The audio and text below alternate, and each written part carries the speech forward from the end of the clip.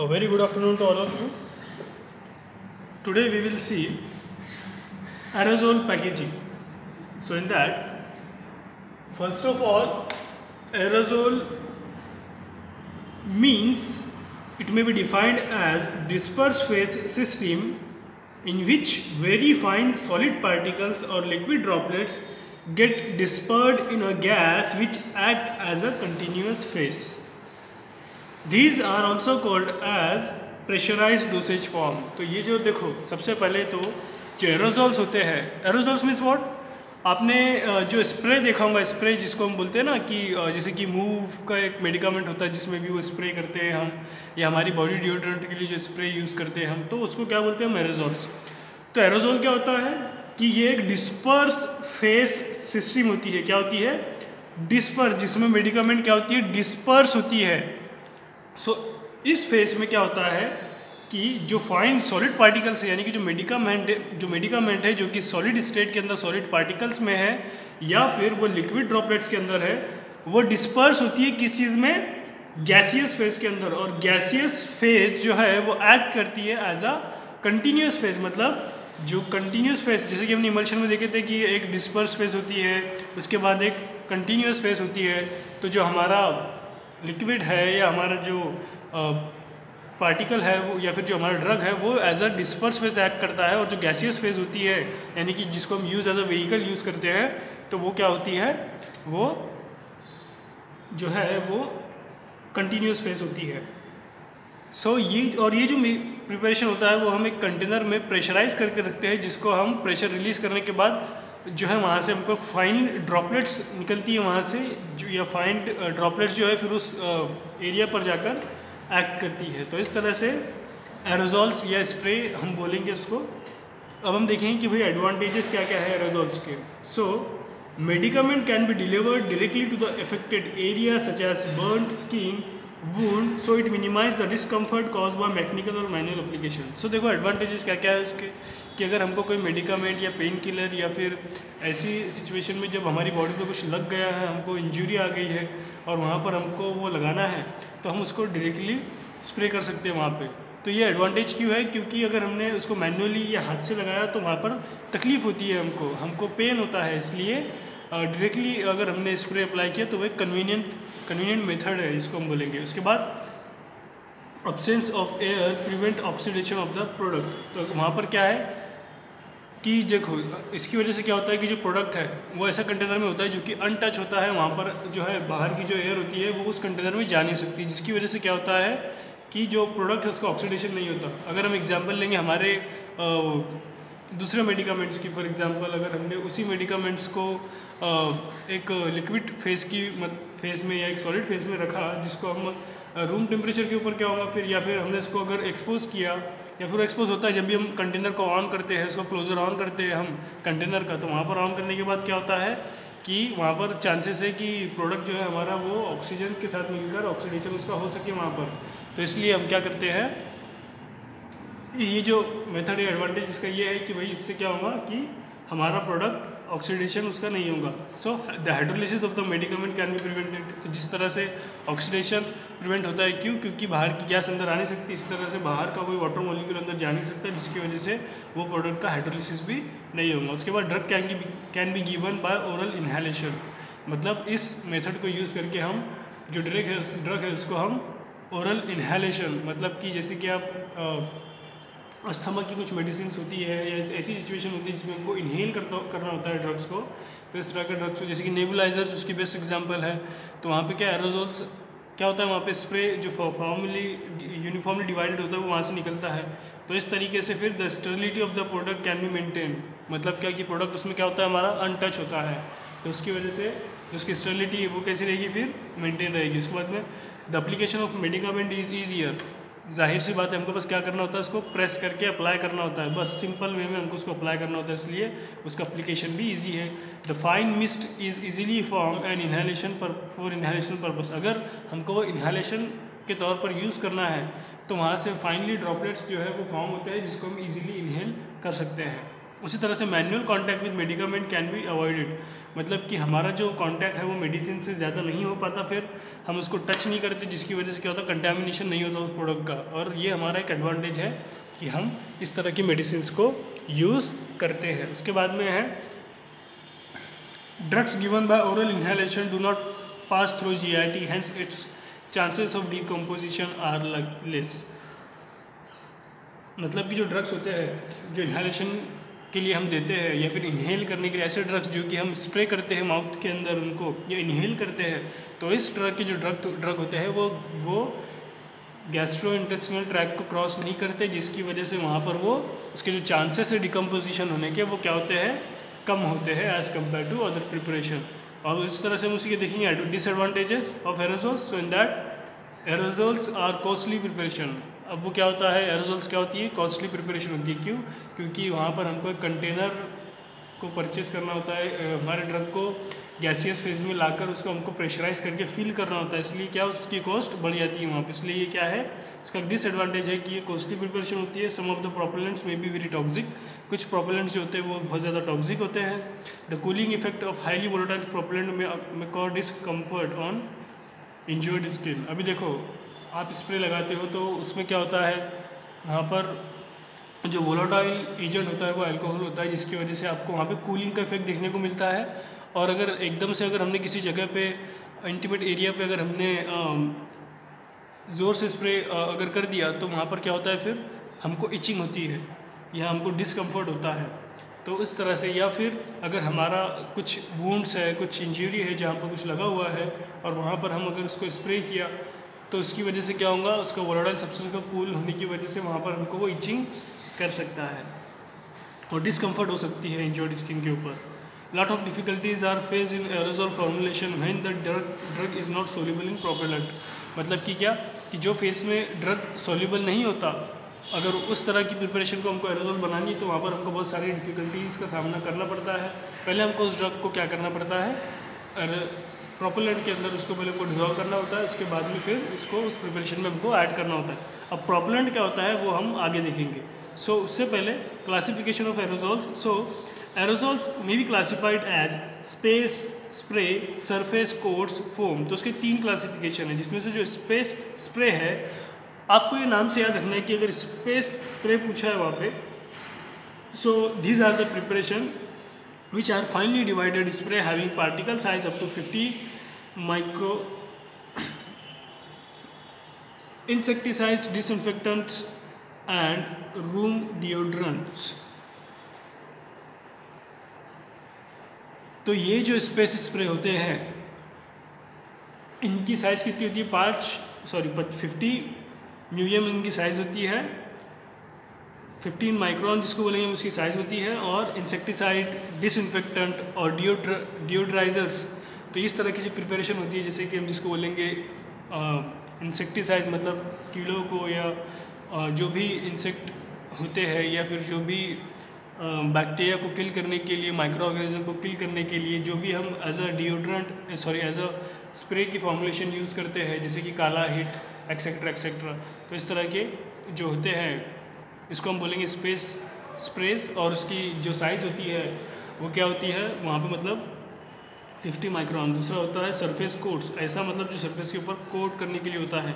So these are also sprays but disperse particle are coarse with the size up to 200 micron. They produce a wet coat when spread on a surface.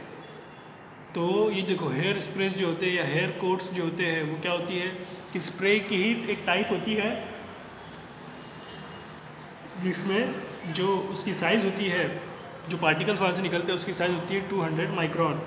सो जब हम उसको press करते हैं और वहाँ से जो फॉग निकलता है तो वो क्या करता है, एक वेट कोट मतलब एक कोट बना देता है वहाँ पर वो फॉर्मेशन की। तो उसकी एग्जांपल क्या है, अगर आप कोई हेयर स्प्रे यूज़ करता है तो उसको पता होगा कि क्या कैसे वहाँ पे लिक्विड निकलता है।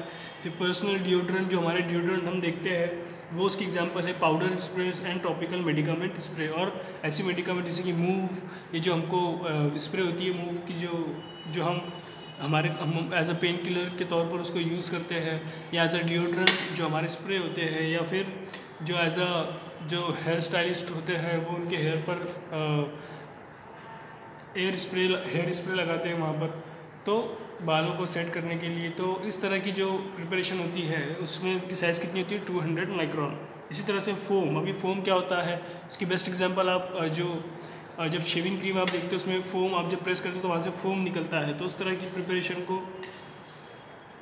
जो है वो हम एज एरोसोल कंटेनर में एज अ फोम यूज़ कर सकते हैं। सो these are produced by rapid expansion of propellant through an emulsion। ये क्या होता है, मतलब एक तरह का emulsion होता है जिसको हम propellant में कन्वर्ट करते हैं। Hence the product comes out in the form of a foam और froth। तो जो वहाँ से प्रोडक्ट जो निकलता है वो एज अ फोम निकलता है वहाँ से। उसकी एग्जांपल क्या है, शेविंग क्रीम है और उसके बहुत सारे वजाइनल प्रोडक्ट्स होते हैं जिसको हम फोमी प्रिपरेशन होती है जिसको हम यूज़ करते हैं एज अ मेडिकामेंट और as a shaving cream. So formulation of pharmaceutical aerosols. अब हम देखेंगे कि भाई इसका फॉर्मुलेशन कैसे होता है, ये किस तरह से बनता है। तो an aerosol formulation basically consist of a propellant and a medicament to be propelled. Propellant क्या होता है, what do mean by propellant. So propellant एक ऐसा लिक्विड होता है जो कंटेनर के अंदर प्रेशर डेवलप करता है।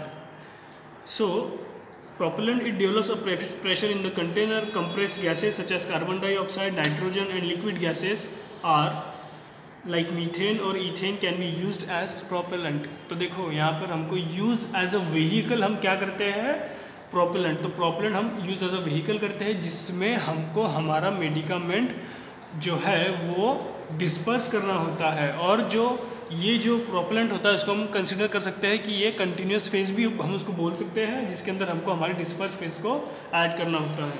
So it's develop a pressure in the container. Compress gases, ऐसी गैसेस जिसको कंप्रेस करके रखा जाता है, like carbon dioxide, nitrogen, liquid gases such as methane और ethane can be used as propellant. तो ये जो गैस है उसकी एग्जाम्पल है जिसको हम एज अ प्रोपेलेंट यूज़ करते हैं। So compressed gas are not commonly use this days.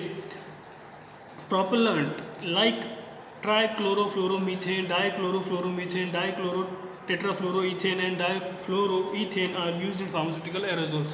तो अब पिछले बार मतलब जो कन्वेंशनल मेथड थी प्रोपेलेंट के लिए उसके अंदर हम कंप्रेस्ड गैस यूज़ करते थे, लेकिन अब जो है वो हम आजकल जो है वो प्रोपेलेंट गैस की जगह पे हम क्या यूज़ करते हैं, propellants like trichlorofluoromethane, dichlorofluoromethane and dichlorotetrafluoroethane and difluoroethane are used in pharmaceutical aerosols। So the medicament to be propelled may be solid or liquid, it may be soluble in propellant or insoluble in it। तो ये जो propellant होते हैं, ये जो gas होती है, ये जो कंटिन्यूस फेस होती है, इसमें हमको हमारा मेडिकामेंट जो कि सॉलिड या लिक्विड स्टेट में होता है वो हमको ऐड करना होता है। So various additive such as solvent, antioxidant, surface active agent and flavouring agent are also included in the formulation. तो ये जो फॉर्मुलेशन होती है इसमें हम एंटीऑक्सीडेंट भी ऐड कर सकते हैं, सरफेस एक्टिव एजेंट भी ऐड कर सकते हैं, फ्लेवरिंग एजेंट भी ऐड कर सकते हैं इस तरह की फॉर्मुलेशन के अंदर। तो the propellant, medicament and additives are filled into the aerosols container. Aerosol में भी 2 टाइप्स। सो एरोसोल से कितने टाइप्स है, 2 टाइप्स है, 2 फेज सिस्टम और 3 फेज सिस्टम। कौन कौन सी, 2 फेज और 3 फेज। तो 2 phase system is employed in the cases where the product is a solid insoluble in the propellant or it's solid or liquid which dissolve in it. In the case solid is suspended in the propellant so that aerosol system will have one liquid phase and gaseous phase is above it। अभी देखो ये जो 2 phase system होती है इसमें क्या होता है कि आपका जो फार्मास्यूटिकल इंग्रेडिएंट होता है वो या तो वो जो भी गैसियस स्टेट में है या लिक्विड स्टेट में है या सॉलिड स्टेट में है, तो वो जो है वो प्रोपेलेंट के साथ में आइदर वो मिक्स होता है, तो आइदर सॉल्युबल होता है और आइदर इनसॉल्युबल होता है। तो जैसा भी है उसको पहले हमको क्या करना पड़ता है, उसको सॉल्युबल करके गैसियस फेज के साथ मिलाकर एक फेज फॉर्म करनी होती है हमको। और फिर क्या होता है कि इसके अंदर फिर इसमें जो एरोसोल सिस्टम के अंदर क्या होता है फिर 2 फेज़ बन जाती है। जो लिक्विड फेज़ है वो नीचे रहती है और जो गैसियस फेज़ है वो ऊपर होती है। देखा है आपने कभी भी कंटेनर को हाथ में लेके ऐसे हिलाया होगा तो आपको नीचे ऐसा हैवीनेस लगता होगा थोड़ा उसके, है ना, और अलग सा सेंसेशन होता है जब आप उसको शेक करते हो और आपको कंटेनर को स्प्रे करने से पहले उसको शेक करना होता है। तो इसीलिए क्योंकि इसमें 2 फेज़ होती है, वो आपस में मिक्स होने के बाद ही हम उसको स्प्रे कर सकते हैं।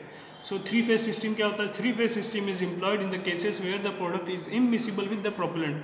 मतलब कि 3 फेज सिस्टम हम कब अप्लाई करते हैं हम, कि जब जो हमारा प्रोडक्ट है वो इमिसिबल होता है, मतलब कि उसमें मिक्स नहीं होता वो, ऐसी सिचुएशन में हम 3 फेज सिस्टम का यूज़ करते हैं। The medicament are dissolve in a liquid which does not mix with the liquefied propellant. मतलब कि हमको 3 फेज कैसी हुई कि पहले हमको जो हमारा सॉलिड है, जो लिक्विड जो मेडिकामेंट है जो उसमें डिजॉल्व नहीं हो रहा है, उसको हमको एक और फेज के अंदर, एक और मेडिकामेंट के अपना एक लिक्विड के अंदर उसको पहले डिजॉल्व करना होता है, और फिर उस लिक्विड को हमको प्रोपेलेंट के साथ मिक्स करना होता है, जो कि प्रोपेलेंट से मिक्स नहीं होता। तो इस तरह से हम बोलेंगे कि ये 3 फेज हो गई और ये 2 फेज। 2 फेज कैसे कि इसमें हमारा एक फेज होता है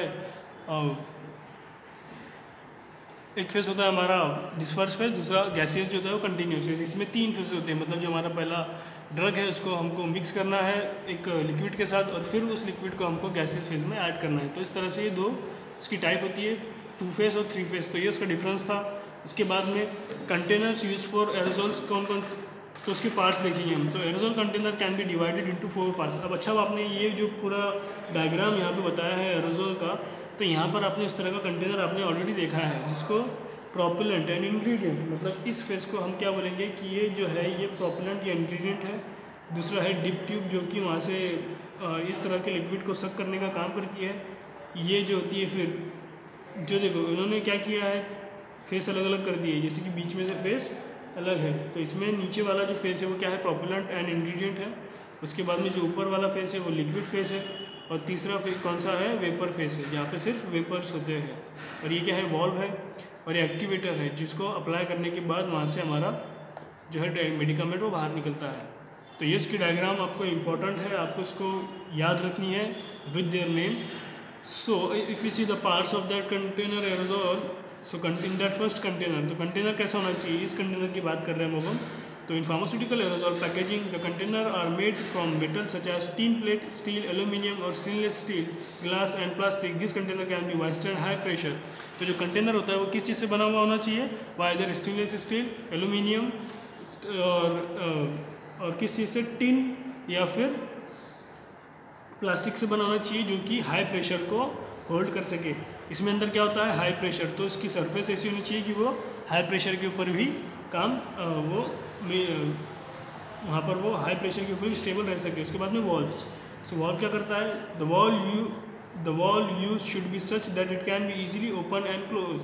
it should also deliver the content in the desired form. So 3 types of valves use nowadays.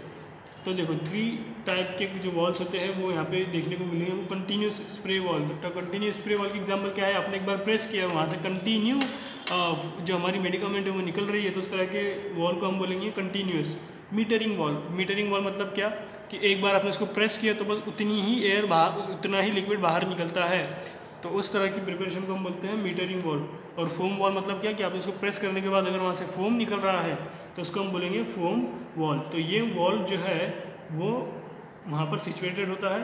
Bye using continuous spray valve the medicament is displaced continuously as long as the pressure is apply on the activator. जैसे कि हमने देखा कि जो continuous spray wall है वो कौन सी होती है कि जिसके अंदर अगर हमने कंटिन्यूस को प्रेस करके रखा तो कंटिन्यू मेडिसिन वहाँ से निकलती रहेगी। Only a defined quantity of medicament is explain with activator is press. तो मीटरिंग वॉल किसको बोलेंगे हम कि अगर एक जो है वो एक पर्टिकुलर एक यूनिफॉर्म या फिर उतना क्वांटिटी सिर्फ जितनी सपोज कि एक बार प्रेस करने पर 0.5 mg वहाँ से निकलता है, तो जितनी भी बार हम प्रेस करेंगे तो हर एक प्रेस के अंदर 0.5 mg ही वहाँ से निकलेगा लिक्विड। तो इस तरह की जो वॉल होती है, जैसे कि आप देखे होंगे अभी सबसे बेस्ट एग्जांपल इसकी ये है कि गैस वाला परफ्यूम, बिना गैस वाला परफ्यूम, अगर गैस वाले को आपने प्रेस करके रखा तो वो कंटिन्यूस वहाँ से निकलेगा। तो उसकी एग्जांपल, इसका मतलब क्या है कि इसमें कौन सा यूज़ करते हैं वॉल, कंटिन्यूस स्प्रे वॉल। और मीटरिंग मतलब कौन सा कि एक बार हमने प्रेस किया, जैसे कि फॉग, एक बार प्रेस किया तो वहाँ से बस उतना ही निकलता है। लेकिन जो जिसमें गैस होती है, ऐसे हम बोलते हैं जिसमें गैस होती है वो कंटिन्यूस फ्लो करता है। तो जो कंटिन्यूस करता है वहाँ पर वो है कंटिन्यूस स्प्रे वॉल, और दूसरा है मीटरिंग वॉल, और तीसरा होता है फोम वॉल। फोम वॉल मतलब कौन सा जहाँ जिसको प्रेस करने के बाद में वहाँ से फोम निकलता हो। सो उसके बाद हम देखेंगे एक्टिवेटर। एक्टिवेटर किसको बोलेंगे? Activator is fitted on the wall steam. It helps in the easy opening and closing of the wall whenever it is required. There are various types of activator which can produce spray, fine mist or foam.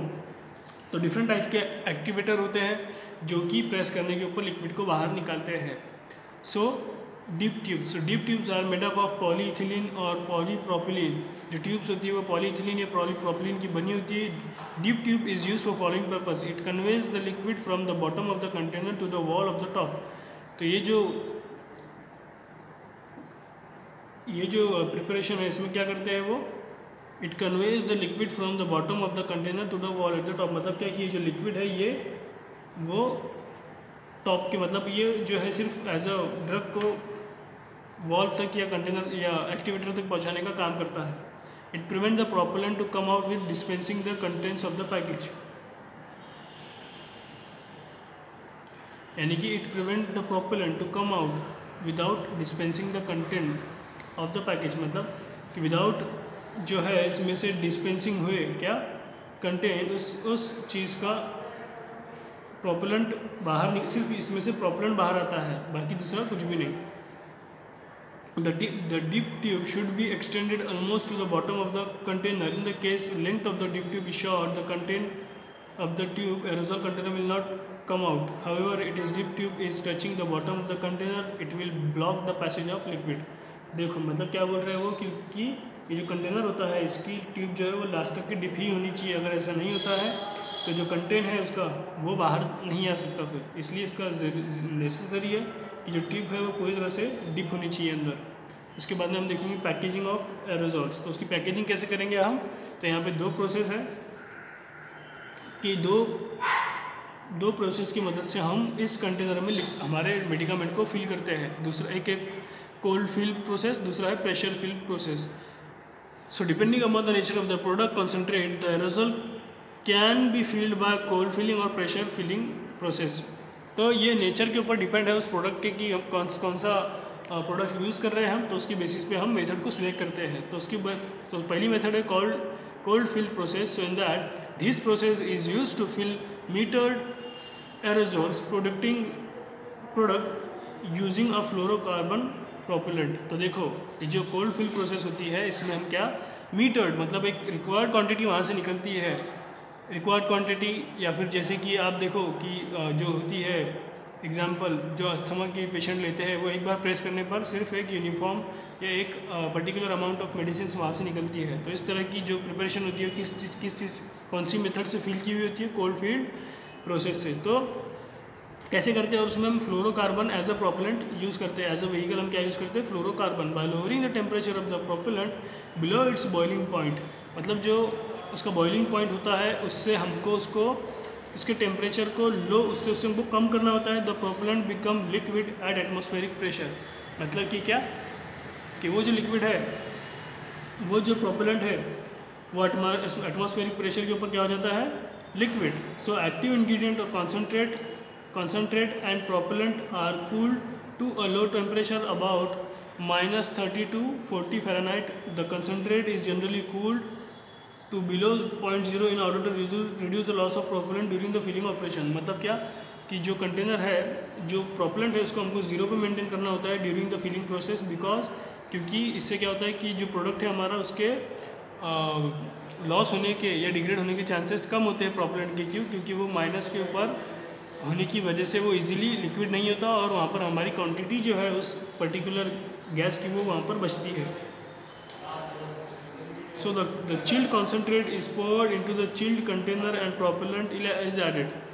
तो फिर उस concentrate में हम क्या करते हैं, chilled इसको ठंडा करने के बाद ठंडा कंटेनर भी हमको ठंडा यूज़ करना होता है जो हम उसके अंदर फिर ऐड करते हैं। Sufficient time is given for the propellant to partially vaporise in order to expel the air present in the container. मतलब कि क्या कि सफिशिएंट टाइम, हमको एक टाइम देना होता है उसको, ताकि जो प्रोपेलेंट है वो वेपराइज होकर वहाँ से हमको जब वो एक्सपेल करें हम उसको, तो वहाँ से जो है वो कंटेनर में जो भी प्रेजेंट प्रोपेलेंट है वो वहाँ से निकले। The valve is fitted on the container which is placed into a water bath so that the container are heated to 130 Fahrenheit in order to check any leakage and strength of the container. मतलब क्या कि जो सब फिर हमको valve fit करने के बाद उसको चेक करना है कहाँ पे 130 डिग्री सेल्सियस 130 फ़ारेनहाइट मतलब कि 54 डिग्री सेल्सियस के ऊपर हमको इस कंटेनर को चेक करना है। अगर वहाँ से कहीं से वो लीक रहा तो वहाँ से वो उस टेम्परेचर के ऊपर वहाँ से वो जो पूरा लिक्विड है बाहर निकल जाता है या वो इवापोरेट हो जाए या वो फिर वो इवापोरेट होता है उस टेम्परेचर के ऊपर। तो इस तरह से हम उसको कहेंगे। तो वो हम उसकी क्वालिटी एश्योरेंस की एक टेस्ट वहाँ पर चेक करते हैं। A dry as ice acetone bath is use to obtain the desired low temperature. मतलब कि क्या कि एसीटोन आइस एसीटोन का बाथ हमको यूज़ करना होता है ताकि जो हमारा डिज़ायर्ड टेम्परेचर है वो हमको मिल सके कूल करने के लिए।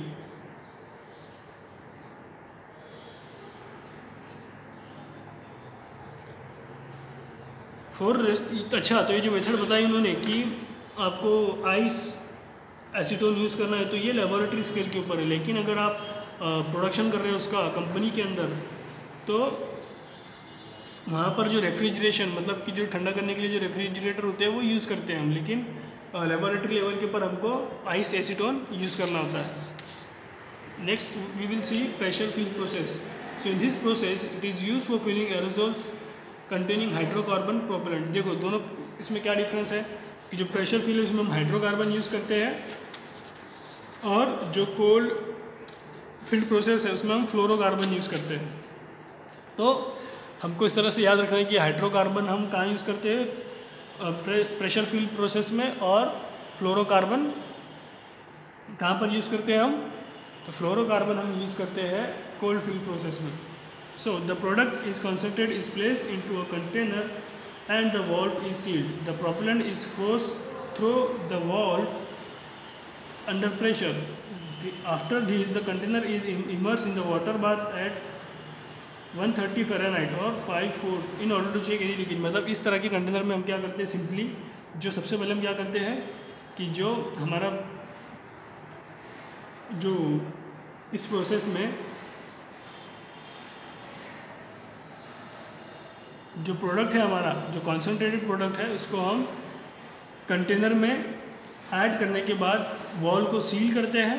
उसके बाद में जो प्रोपेलेंट है जो लिक्विड फेस है वो हम क्या करते हैं फिर उसको प्रेशर के साथ अंदर अप्लाई करते हैं ताकि वो जाने के बाद वहाँ पर वो अंदर जाने के बाद प्रेशराइज मतलब उसको हम जैसे कि हम गैस भरते हैं तो उस तरह से प्रेशराइज वे में हम उसमें प्रोपेलेंट ऐड करते हैं और उसके बाद हम वहाँ पर वॉल लगा देते हैं। वॉल लगाने के बाद में हम उसको 130 फ़ारेनहाइट या 54 डिग्री सेल्सियस के ऊपर रखते हैं और देखते हैं कि वहाँ से कोई लीकेज है या नहीं है।